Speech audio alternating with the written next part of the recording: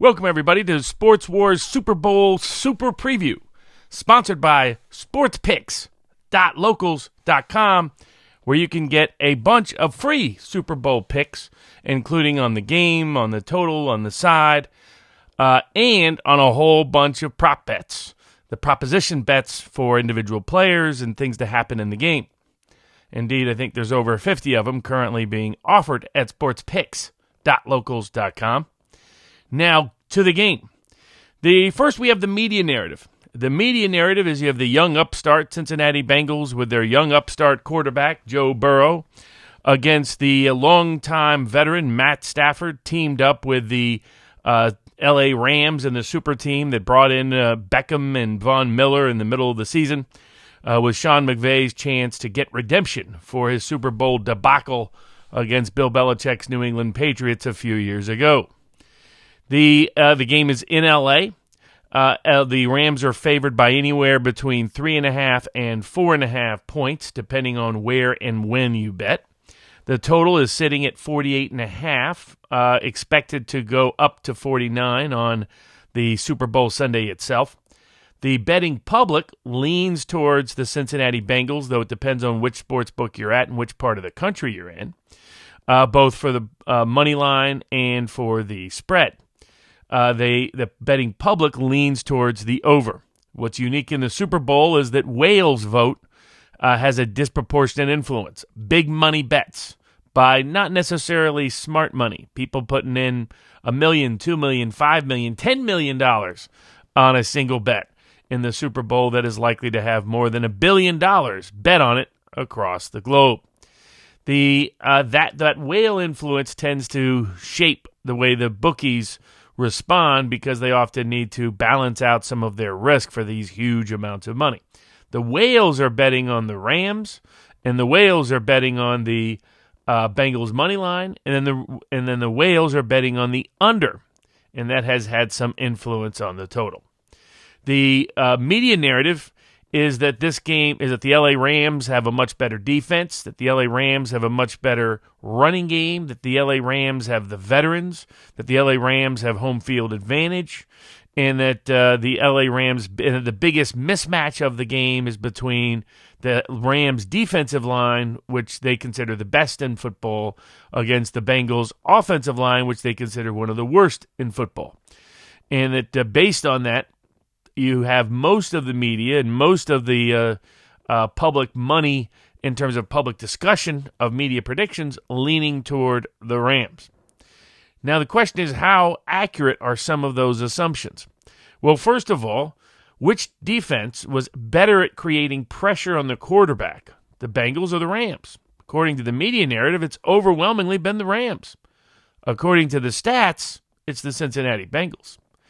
Of the top three pass rushing defensive linemen between the Bengals and the Rams, Bengals, Hendrickson, Hubbard, and for this game, Hill, and for the Rams, the famed Aaron Donald, the legendary Von Miller, and the well-respected Leonard Floyd, which do you think on average created more quarterback pressures against good passing teams during the season?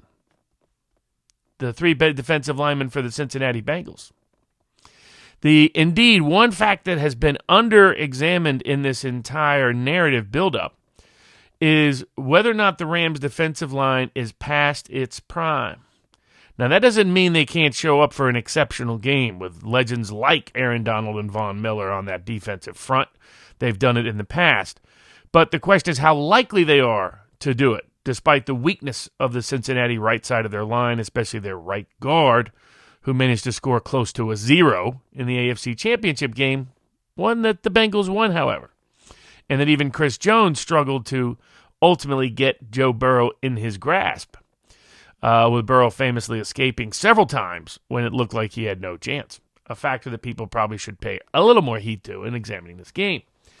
But for pass rushers in the NFL, studies and surveys show that they peak at age 26.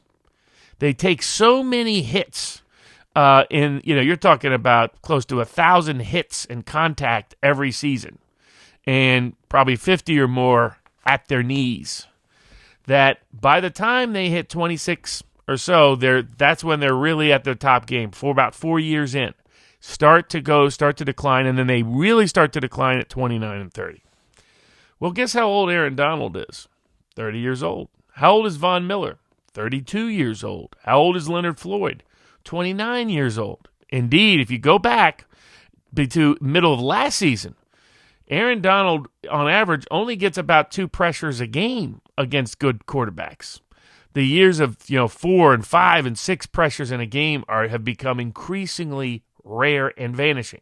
He's remained a great run defender and still one of the best pass rushing defensive tackles in the league with 12.5 sacks, but often they increasingly become crowded in just a few games. As was shown against San Francisco, he often never got near the quarterback. And so he's not quite the guy that he was just 2 years ago or a year and a half ago. And he's not exactly like Reggie White, who managed to be in his prime no matter how old he was to a large degree. But it's been an underexamined phenomenon that Donald's, at least statistical performance, has been declining when he hit that age range where most pass rushers start seeing a sharp decline. Same is true of Von Miller, whose statistical defensive profile has looked worse with the Rams than it did with the Broncos when people were saying he was past his prime then, just within this season. And Leonard Floyd, once Von Miller showed up, has mostly disappeared from the pass rushing stats. So it's not so clear that there is as much of an edge between these defensive lines and pass rushes and pass defenses as may appear. Indeed, this year, against good passing offenses, the Rams gave up more points on average, 27 points per game, than did the Bengals, who only gave up 24 points per game. Indeed, the defensive profile of the defensive coordinator on the Bengals is to have a very interchangeable defense. For example, there's all this talk about how the pass defense and at almost every position the Rams are better. That doesn't show up statistically. Beyond the great Jalen Ramsey, the other 6 top pass defenders for the Rams rank below the 6 top every single one of the next 6 pass defenders for the Bengals. In fact, almost every pass defender for the Bengals has had at least one season of a top-rated pass defense in their skill set, including Sam Hubbard, who's one of the best pass-dropping defensive linemen against the pass in the entire league. So is it exactly the case that the Rams are that much more talented and that much better defensively? Not according to their performance this season. And there might be factors in that. Everybody thinks about Jalen Ramsey and Aaron Donald and Von Miller, forgetting about the age of Donald and Miller, but forgetting about the rest of the defensive backs. Name the great pass-defending linebacker for the Rams. Name the great pass-defending safety for the Rams. Name the other great pass-defending defensive back for the Rams. Almost nobody can. Shouldn't that be a clue? Whereas guys like Mike Hilton, Azui, Jesse Bates, Eli Apple have all at some point in their careers, including in many cases this season, had stellar pass defensive records. Maybe there's a reason the Bengals have been as good as they've been defensively in the postseason, which, by the way, has been better statistically than the Rams. Now flip around to the quarterback side of the aisle. And the belief is that the offense for the Rams is also much better than the offense for the Bengals. With some respect begrudgingly given to Burrow, but not enough focus on the common opponents. The common opponents with winning records that each one faced this year. Matt Stafford's touchdown-interception ratio was 13 touchdowns to 14 interceptions against those common opponents with winning records, whereas Joe Burrow's record was 13 touchdowns to only 4 interceptions. Indeed, Pro Football Focus highlighted the fact that Stafford has about double the number of turnover-worthy plays as Burrow. People seem to have forgotten the number of interceptions Stafford threw midseason on, especially against any decent team with a winning record for the most part. So Stafford will be more aggressive and will take more risks, and that can pay off, but it can also backfire, especially against an interception-hungry defense in the postseason that the Cincinnati Bengals have been. So some of the media narratives don't quite match up to the actual statistical data and information from this year. That being said, the argument for the Rams, aside from being at home, is the better coach, Most people would agree Sean McVay is the better coach than the Bengals head coach. So the Bengals coordinators have really coached much better this year. Neither coach has really been great in game planning, as evident by the fact that their first half performance has often been slightly below their whole season performance. But both have been very good at adjustments. If a defensive coordinator performed poorly in the first half, 2/3 chance they perform above average in the second half for both sides. Same true for the offensive coordinators. If their offenses underperformed in the first half, 2/3 of the time they overachieved in the second half. So this might be a second half adjustment style game. Whoever came out with a better game plan might have that just extra edge to pull off the game. And there's been a history in Super Bowls of first quarter winners winning the game of late.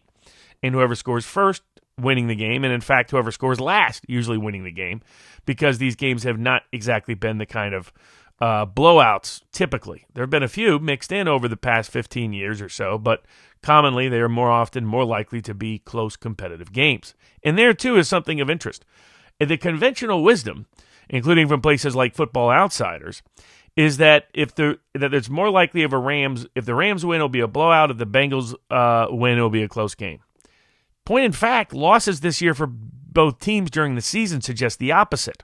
And there might be a reason for that. More than 2/3 of the Bengals' losses were by single digits, often only by 3 points. That was their most common loss denominator. By contrast, 4 of the 5 Rams' losses were blowout losses. Why might that be? Well, a reason it might be is, first of all, you got Joe Cool, the second coming of Joe Cool since Joe Montana and Joe Burrow, who, when they did his psychological testing when he was going through the draft process, had one of the highest disassociative components of anything. And that doesn't mean dissociative identity disorder. It's the ability to not have anything that's happening around you negatively and adversely affect you. He's just Joe Cool. He's like Joe Montana before that famous Super Bowl where they're going about on the great drive against the Cincinnati Bengals, famously, where he said, look at that actor. John Candy's up there, right before they started, because he's Joe Cool, and it probably was key to his winning. It also might explain Joe Burrow's comeback ability.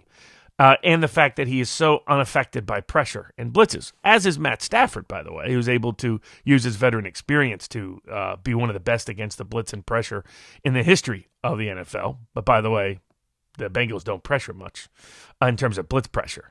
The Bengals bring pressure in creative ways, often, as you saw in the Kansas City game, with 3-man fronts. They might not get to the quarterback until the 7th or 8th second with a spy, but that's part of their defensive scheme to do that and design it that way. So we'll see. But both of these defenses play a lot of zone defense, and both of these quarterbacks have struggled against those kind of defenses with a lot of too high safeties and a lot of zone underneath. But one difference is, while Burrow has not put up big numbers, he has not made big mistakes, whereas Stafford often has. That, too, may be one of the biggest differences under-examined in this game, as reflected in the difference of 4 interceptions versus 14 interceptions against common opponents with winning records. So and if you look at Stafford, the other reason why Stafford the way the Rams may suffer blowout losses is they may take bigger risks and bigger gambles that backfire in games where they get behind, and that has backfired more often than it has paid off, or that when they lose, they're going to lose big because it backfired, whereas that is not in Burrow's nature. So if you're looking at sort of long tail risk odds, like alternative point spreads, you might look. It would make more sense to bet on the Bengals winning a surprisingly big margin than on the Rams winning a big surprising margin, and that's where teaser options may be particularly profitable, such as you could combine an over 42.5 with the Bengals getting 10.5. At least earlier in the week, and still a fair number of sports books around the world, as a particularly viable option, or even a combination of the Bengals winning by a surprising margin by 8 points or more, maybe even by 11 points or more, because that's been the normal loss for the Rams, 11 points or more. So that's also something to consider as you look at the betting options. Remember, it's just one game. You can have surprises. You can have players just not play up to snuff. You can have coaches come in with poor game plans or make poor in-game adjustments. And then with just one game, the sample size that small, the luck of the game can play a major role. Tipped passes can either go for interceptions that go back the other way, or maybe it's a old-style Raiders miracle, and the ball bounces right into, or a Steelers miracle, a Raiders debacle, and the miracle catch with Franco Harris. That's the luck of the game. A player could slip at the wrong time, catch something at the wrong time. My favorite example of a luck of the game Super Bowl play is the Super Bowl ultimately winning drive with Kurt Warner, where it only worked because the defensive back for the Titans and the defensive end for the Titans did so well. The defensive back so shut down Isaac Bruce that he decided to stop on the route, and the Javon Curse so badly beat the offensive lineman that he hit Kurt Warner as he threw the ball. Because he hit him when he threw the ball was underthrown, and because Bruce had stopped on the route, the underthrown route ended up being the big completion. That's the luck of the game. And anything can happen. But it can be a lot of fun, and this game should be closer, more competitive than people think. But we will see. Again, if you want more free picks about all of the Super Bowl for all kinds of things, including even the national anthem and the coin flip, you can go to sportspicks.locals.com. And remember, if you like this content, remember to like, share, and subscribe here at Sports Wars, all so you can get continued free information like this throughout the rest of the year. Thanks, everybody.